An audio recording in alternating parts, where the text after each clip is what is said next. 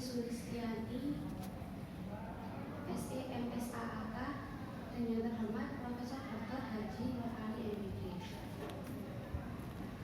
Latar belakang masalah yaitu praktek kepemimpinan religius didasari oleh spirit keagamaan dan untuk memastikan bahwa penyelenggaraan pembelajaran sesuai dengan standar dan prinsip-prinsip Islam. Signifikansi dari penelitian ini adalah meningkatkan penerapan kepemimpinan religius yang lebih intensif dalam meningkatkan mutu pembelajaran akademik dan keagamaan peserta didik. Hasil penelitian dipusatkan kepada implementasi kepemimpinan religius yang lebih luas, mengarah pada peningkatan mutu pembelajaran yang tidak saja mengoptimalkan potensi peserta didik, namun juga membantu pengelolaan pendidikan yang lebih baik di tingkat organisasi madrasah. Latar belakang masalah yang pertama, bagaimana penerapan kepemimpinan religius dalam mengembangkan mutu pembelajaran akademik dan keagamaan di MTSNU TMI Ujung. Yang kedua, bagaimana dampak kepemimpinan religius dalam mengembangkan mutu pembelajaran akademik dan keagamaan di MTSNU TMI Ujung. Tujuan penelitian memahami dan menganalisis penerapan kepemimpinan religius dalam mengembangkan mutu pembelajaran akademik dan keagamaan di MTSNU TMI Ujung. Yang kedua yaitu memahami dan menganalisis dampak kepemimpinan religius dalam mengembangkan mutu pembelajaran akademik dan keagamaan di MTSNU TMI Ujung. Manfaat penelitian bagi peneliti memberi penambahan wawasan keilmuan di bidang manajemen pendidikan Islam, terkhusus di aspek kepemimpinan serta mutu pembelajaran, sekaligus juga memberikan pengalaman peneliti yang komprehensif dan terarah bagi madrasah,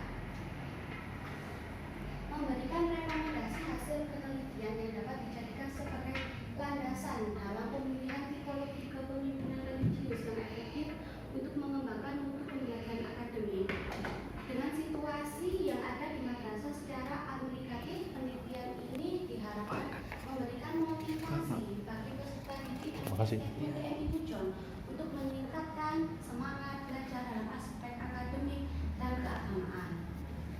Bagi UIN Maliki Malang sebagai bahan pengkayaan literatur mahasiswa yang mencari sumber penelitian di ilmuwan manajemen pendidikan Islam, terkhusus di bidang yang menghubungkan fungsi kepemimpinan religius dengan mutu pembelajaran akademik dan keagamaan. Kajian pustaka yang pertama dari Haidar Nazar Zewas, yaitu kepemimpinan religius yang salah satu aspek penting dalam memajukan pengelolaan lembaga pendidikan Islam di Indonesia. Yang kedua yaitu dari jurnal evaluasi menerangkan tentang bentuk pelaksanaan kepemimpinan religius.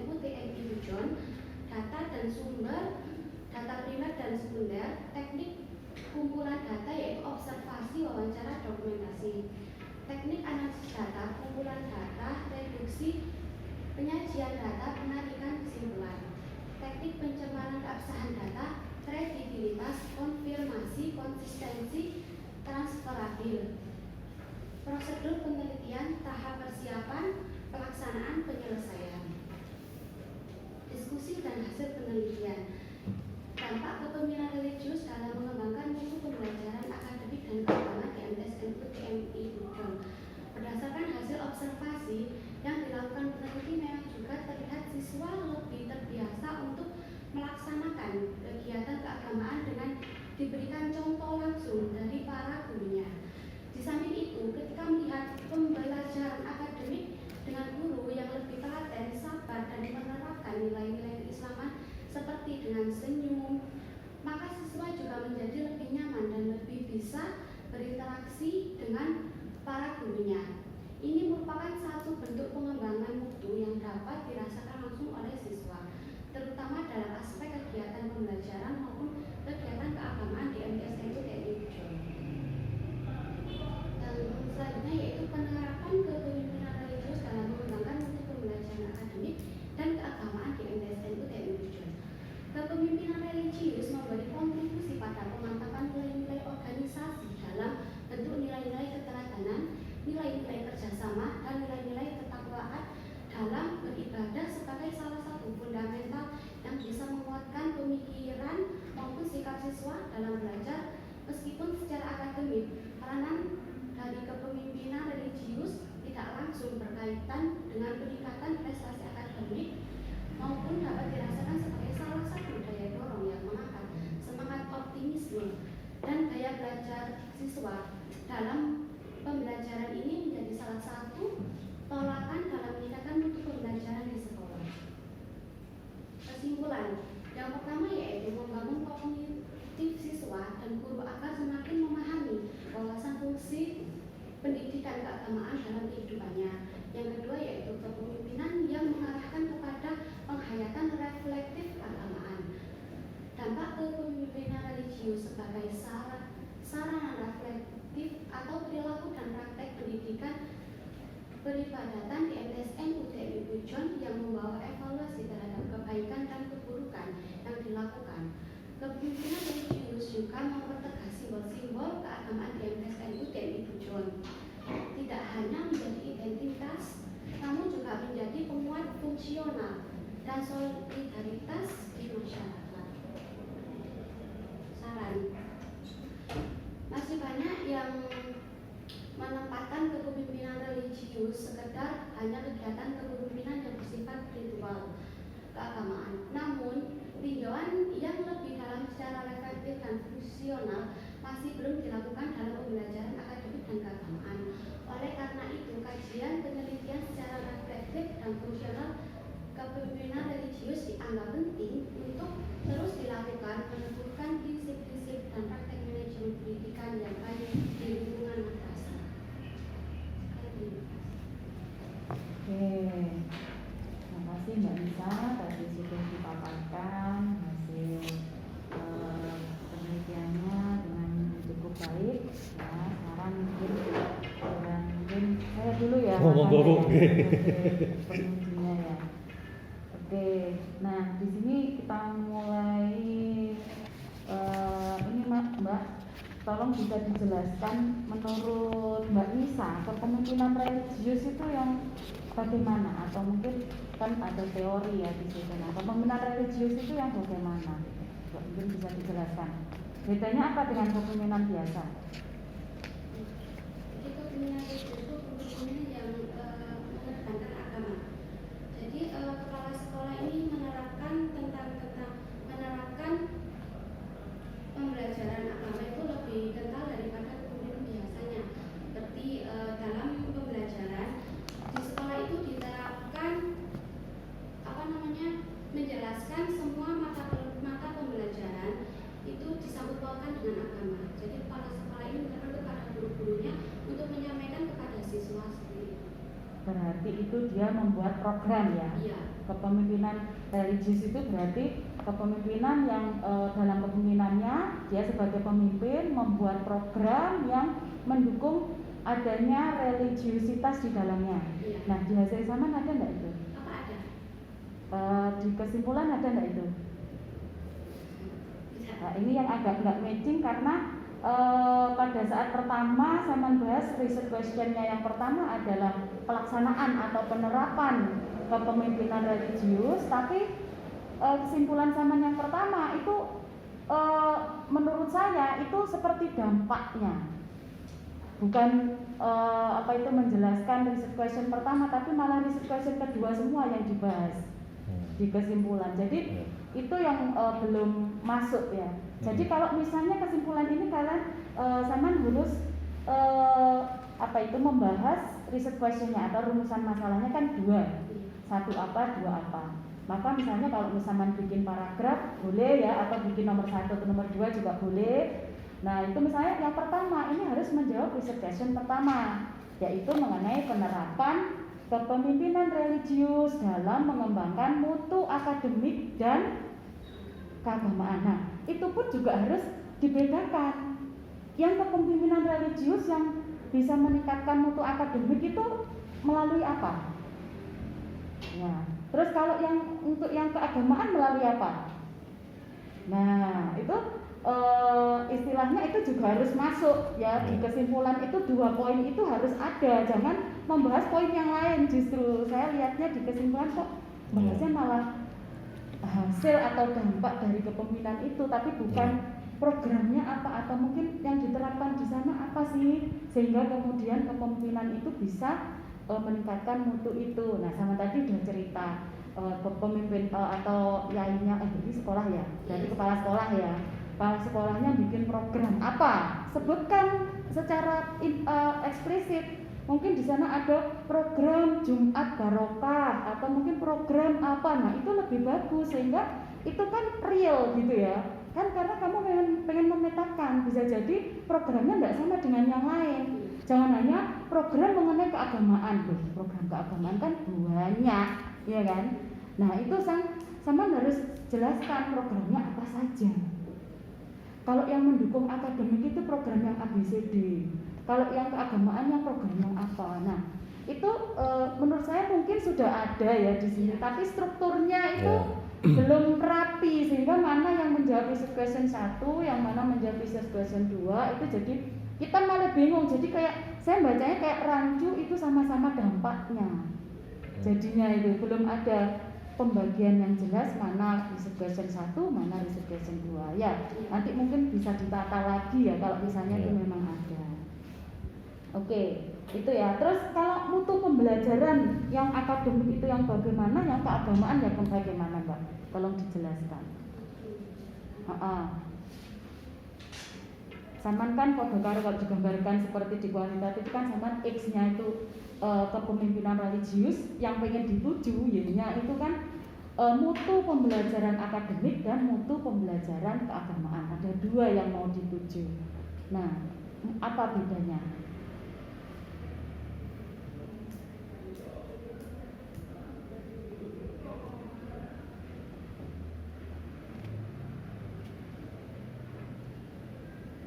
Kok masih baca? Kan skripsi kamu.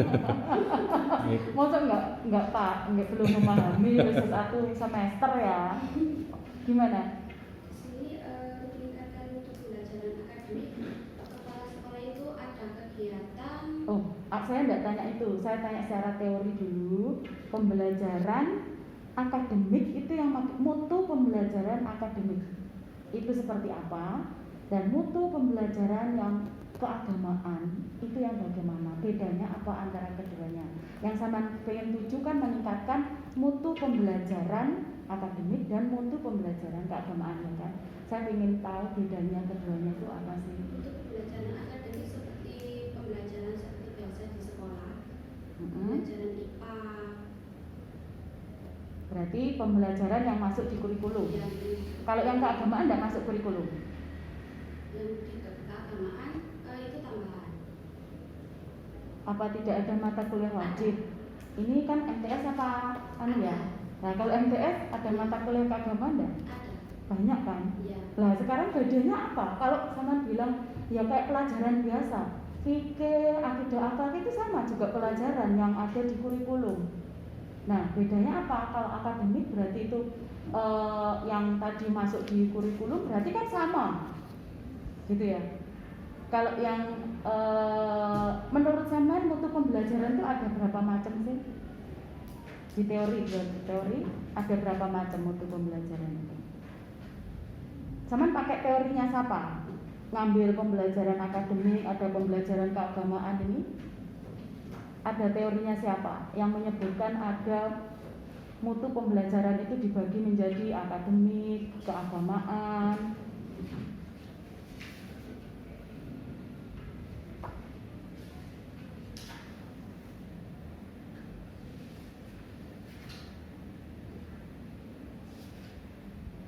Ini sebenarnya teori inti yang harus dipakai untuk pembahasan ya, untuk menganalisis pada saat pembahasan itu harus teori ini yang dipakai untuk membahas ya, dari hasil dikaitkan dengan teori pembahasan kan itu yang mengawetkan antara dua itu. Ada nggak? Mungkin nggak ada, halaman berapa?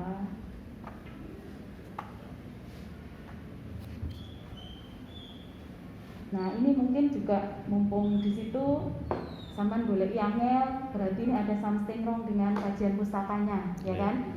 Nah ini kalau saya lihat overall ini sampean penataannya itu kurang terstruktur, ya. Jadi misalnya kajian pustaka gini kan kita lihat aja di judul apa sih ini? Oh, kepemimpinan religius itu dulu. Oke, kita bisa bahas kepemimpinan dulu, kemudian dijelaskan lagi kepemimpinan secara umum, kemudian kamu bahas kepemimpinan religiusitas, bedanya biar tahu. Oh, kalau kepemimpinan umum itu begini, kalau kepemimpinan religiusitas itu teorinya begini loh, beda. Nah, itu yang buat kamu beda kan? Kalau penelitian lain mungkin membahas semuanya kepemimpinan biasa. Kalau saya kepemimpinan religius ini, biar tahu ini kajian pustakanya gampang nyarinya jadi. Terus setelah itu kasih yang dituju apa? Oh tadi mutu pembelajaran akademik. Berarti sama tulis dulu mutu pembelajaran dulu, ditulis secara umum. Mutu pembelajaran terdiri dari A, B, C, D, mungkin ada akademik, non akademik dibahas apa lagi gitu ya. Setelah itu sama baru bahas spesifik. Kok mutu pembelajaran akademik itu apa? Mutu pembelajaran yang keagamaan itu apa? Saya kalau tahunya itu kok akademik dan non akademik itu aja. Tapi kalau ada yang keagamaan, nah saya makanya mau tanya teorinya mana, sehingga itu biar kita men-state di kajian pustaka itu bukan bahasa kita, itu bahasa teori, karena nanti itu yang akan kita pakai untuk menganalisis ya. Nah jadi gimana Mbak, sudah ada apa belum? Kalau belum berarti harus ditambahi ya. Ya, tambah aja. Soalnya ini kamu state di judul, berarti kan bahwa memang di teori itu ada mutu pembelajaran keagamaan kan begitu ya. Jadi harus nanti dicari itu ya tambahannya. Itu nggak sama catat ya? Sama karena longgo loh, apa? Ini kayak Longgo nggak nyatet. Jadi yang pertama kesimpulan direvisi sesuai itu. Yang kedua tinjauan pustaka dirapikan lagi urutannya ya. Jadi sudah saya inikan sih. Nah itu ya, jadi biar bagus ya skripsinya. Ini kan karya fenomenal kamu ya. Sensasional. Sensasional. Nah terus kemudian itu pertanyaannya. Kemudian kalau untuk tata penulisan dicek lagi ya, untuk semuanya juga bertiga ini paragraf itu mesti lebih 2 kalimat atau lebih. Jadi banyak ini ketiganya ini saya lihat satu paragraf yang cuma 1 kalimat saja tapi panjang, nggak titik-titik gitu. Jadi kayak panjang tapi cuma 1 kalimat. Itu di tatanan bahasa juga nggak boleh ya. Harus 2 kalimat meskipun pendek-pendek gitu ya. Terus juga kata sambung seperti dan, untuk, dari gitu ya, itu jangan di depan kalimat. Senengannya dari ya, arek itu dari. Untuk itu mesti di depan kalimat. Gak lego. Nah, gak lego ya, gak ngono ya Pak. Ya Pak, tangga ya. Nah, gitu. Ya, itu. Nah, terus kemudian latar belakang Mbak, ini nanti juga mungkin urutannya itu akan lebih mudah kalau tadi itu, kalau misalnya sama membuat latar belakang itu dan bagus, sama mesti akan gampang menjawab pertanyaan saya semua tadi. Jadi ceritakan dulu misalnya gap mengenai mutu pembelajaran. Kan yang sama tuju mutu pembelajaran toh. Ya, benar. Gapnya apa sih? Kok sehingga ini bisa menjadi masalah gitu? Kalau mutu pembelajarannya jelek bagaimana? Penelitian-penelitian sebelumnya gimana? Secara real atau fakta mungkin ada di berita mutu pembelajaran kita di khususnya mungkin di MTS MTS ya, itu gimana overall? Apakah sudah bagus apa enggak? Kalau ternyata hasil penelitian sebelumnya menunjukkan kualitasnya masih belum bagus, nah itu menjadi suatu yang perlu untuk diambil. Makanya ini loh diambil, dijadikan masalah untuk diteliti. Nah, sehingga itu alasan motivasi kamu meneliti. Kemudian di situ kamu jelaskan juga yang akademik dan keagamaan. Mungkin akademiknya sudah bagus nih mutunya, tapi keagamaannya tuh kurang. Anak-anak sekarang tuh mungkin pinter tapi kurang religius misalnya gitu. Sehingga menjadi anak yang nakal misalnya seperti itu. Fakta-faktanya apa? Mungkin itu akan jadi menarik. Mungkin kalau misalnya ada kasus atau apa terkait itu gitu ya. Kemudian jadi gapnya ya, gap dari penelitian ataupun fakta gitu ya. Kemudian kemudian jelaskan kepemimpinan religius gitu. Apa benar sih ya mutu pembelajaran itu bisa ditingkatkan dengan adanya kepemimpinan religius gitu ya. Paling-paling kepemimpinan biasa juga bisa saja. Nah itu maka perdebatan itu harus sama munculkan juga gitu kan.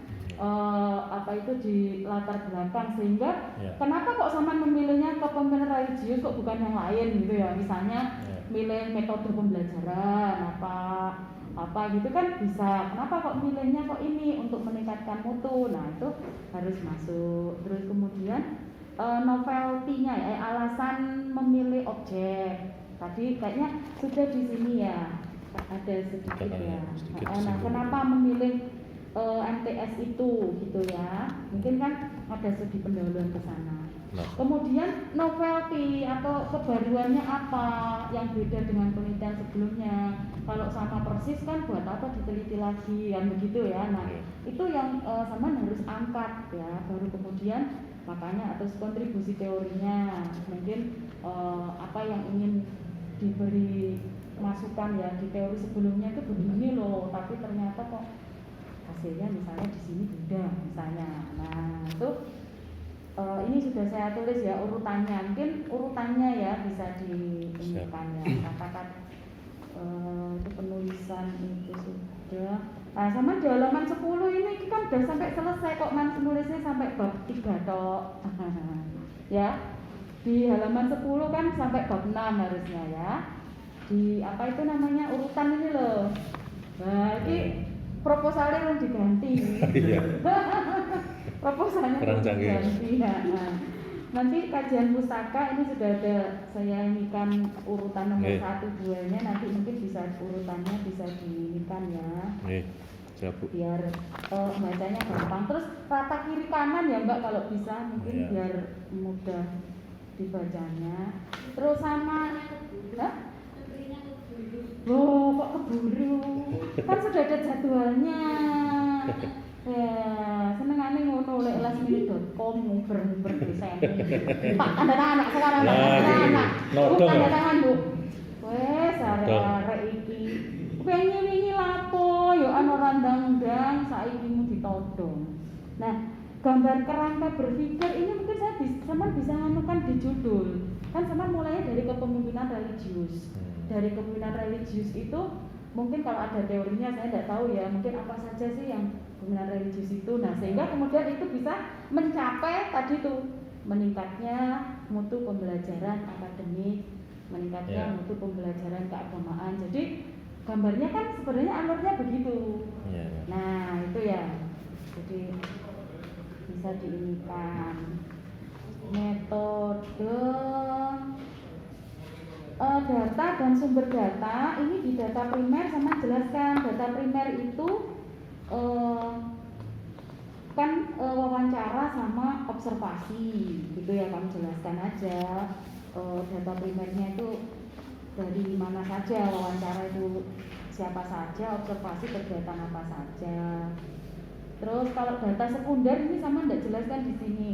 Data sekunder itu kan dokumentasi. Nah ini loh Mbak, sama yang di bawah ini sebaiknya sama masukkan ke bagian-bagiannya. Yang sekunder ya dimasukkan yang di sekunder, yang primer ya yang primer. Jadi orang baca itu gampang gitu. Jangan terus dijelaskan di bawah jadi satu ini kan bingung ini sing primer iki sing anu jadi Oh ya, gitu. nggih. Ya gitu ya. Jadi biar enak bacanya itu. Terus ini belum dijelaskan ya observasi ini kegiatan apa sing sampean observasi, wawancara itu siapa saja. Kalau yang di sini sudah harus dijelaskan ya siapa saja yang akan bukan akan ya berarti sudah kan sudah diwawancarai siapa saja, dokumentasi ini dokumen apa saja yang sampean minta itu di sini masih kayak penjelasan gitu observasi itu apa gitu ya. Tapi kan ini sudah terjadi loh. Kalau sudah terjadi ya kamu harus cek apa saja kemarin yang dilakukan, ceritakan. Itu bedanya, makanya bab 1, 2, 3 itu pada saat sudah hasil itu memang ada yang perlu direvisi, bukan Jinjarno gitu. Jadi memang ada yang perlu direvisi gitu ya, sesuai dengan yang benar-benar sudah dilakukan. Siapa tahu ada metode yang tidak kamu lakukan gitu ya, tapi di pas sempro kemarin ditulis tapi ternyata tidak dilakukan, nah kan harus dihapus ya, harus diklarifikasi lah. Oke, ini hasil dan nah ini saya agak bingung di halaman 41 berdasarkan hasil observasi.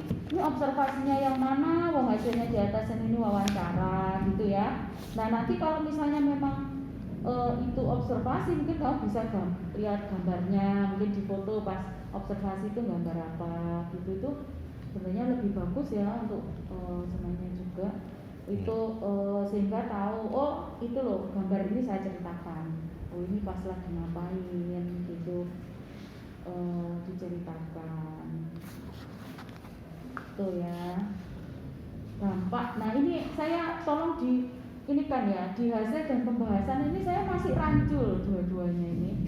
Yang diceritakan itu kayak semuanya kayak dampaknya gitu. Yang pelaksanaannya itu belum terlihat di sini. Jadi pelaksanaannya itu berupa apa sih? Tadi bilang ada program-program dan biasanya kan paling enggak ya kalau pelaksanaan itu mesti kamu harus tanya program atau kegiatan yang dilakukan bagi seorang pemimpin dari seorang pemimpin yang religius. Kira-kira program ini apa? Bisa jadi kan beda dengan program yang orang yang tidak religius. Ya kan, pemimpin yang tidak religius. Terus kemudian termasuk anggarannya. Mesti anggarannya dia juga akan memberikan space anggaran untuk yang mensupport religiusitas. Mungkin mengadakan pondok Ramadan, mengadakan apa kan perlu dana ya, mungkin pelatihan ESQ tak apa untuk guru, untuk siswa, nah itu butuh anggaran. Berarti support anggaran berapa yang dialokasikan misalnya itu juga akan berbeda. Terus kemudian tadi contoh sudah ya, apa itu? Contoh dari kepemimpinan ya, dia mencontohkan diri apa saja. Nah itu belum saya menjelaskan. Oh Pak Kepala Desa, Pak Kepala Sekolah ini kalau sholat mesti on time. Dia mewajibkan untuk misalnya sholat berjamaah. Nah itu nggak ada. Jadi pelaksanaan itu yang harus jangan bahas dulu. Dengan adanya kepemimpinan ini akan ada ABCD. Nah itu ada di pertanyaan kedua. Nah pertanyaan satu ini yang harus clear dulu ngapain aja sih ini pemimpin religius ini, sehingga apa itu kan itu tadi penerapannya. Jadi pelaksanaan kepemimpinan religius dalam meningkatkan mutu itu apa? Mungkin juga bisa nanti hasilnya dibedakan. Kalau untuk meningkatkan pembelajaran akademik itu ini yang dilakukan. Kalau yang